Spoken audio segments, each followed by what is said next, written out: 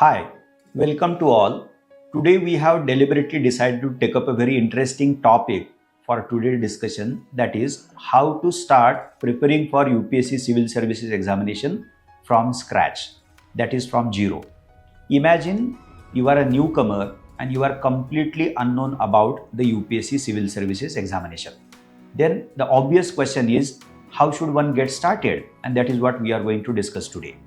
The very first step has to be to get to know, to understand the nature of the UPSC Civil Services Examination.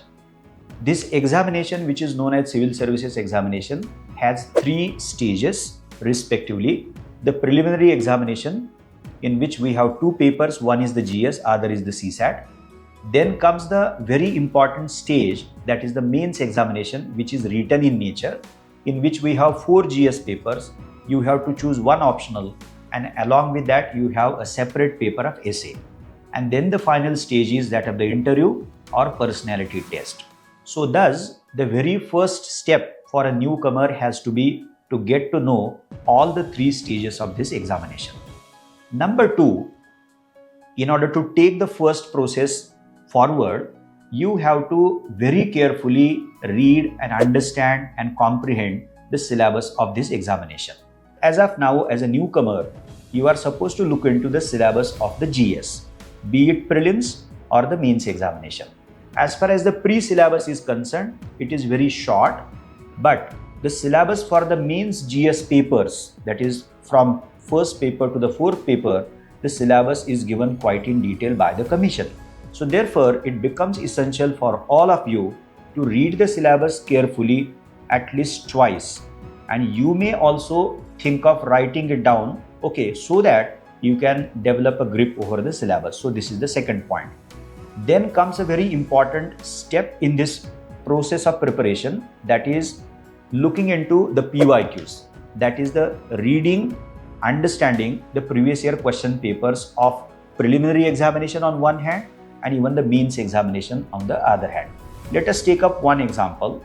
If we decide to look into the PYQs of 2025 of the preliminary examination, then see the GS paper, you will get to see 100 questions in GS paper and start reading those questions right from first to the 100th question, so that you can get to know as to how many questions were asked on a given subject and what was the nature or what is the nature of each and every question asked on respective subject.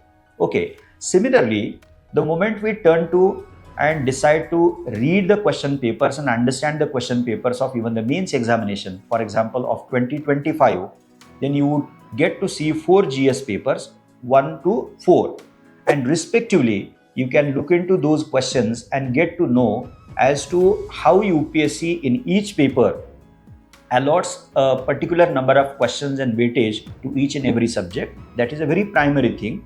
But the second important thing while reading question papers is to get to know the kind of questions which are asked by the UPSC.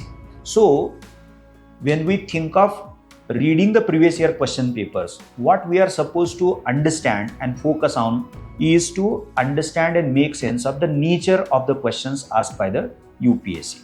So once you are well aware of the syllabus and the kind of questions which are asked by UPSC on the given syllabus, you would be in a better position to exactly make sense of the kind of preparation which UPSC Civil Services Examination requires from you, demands from you. Now, moving onward, the fourth important step is to get to know the reference list, that is the reading material. And there are three broad components as far as the reading material for the Civil Services Examination is concerned. So the first element of the reading material, your reference list, is the NCERT CBSE pattern textbooks. So you can start from 8th to 10th as part of the one slab, and then 11th and 12th NCERT textbooks. So textbooks are primary and fundamental source for this examination, because these textbooks help us in making better understanding of the concepts for each and every subject, in each and every subject. After textbook, you are supposed to go through at least one standard reference book for each GS subject. For example, modern Indian history. There is a famous book written by Bipan Chandra which is titled as India's Struggle for Independence. For Indian polity, you have Lakshmikant's Indian polity, so on and so forth. So after reading the textbook of each and every subject, what you are supposed to read for the given subject is one standard reference book. And then comes the third element as far as the reading list is concerned, reading newspapers for the current and contemporary dimension of the subject. You can well start with either the Indian Express or the Hindu as part and parcel of your preparation initially. And then maybe you can make it a point to refer to a monthly magazine. For example, Yojana is there, Frontline fortnightly publication is also there. You may think of referring to even that. And then comes the fifth step in the preparation process, that is the planning. Now, depending upon your educational background and the year in which you are going to write this examination, that is appear for this examination, so thus based on the availability of time, you can come up with your own plan. But while making plan, please make sure that you are very well aware of all the other earlier 4 stages that we just talked of. So, are you aware of the nature of this examination? Have you seen the syllabus?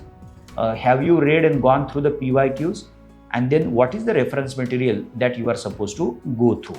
Now, if you are well aware of all these earlier 4 stages and steps, then you would be in a better position to make a proper plan for this examination.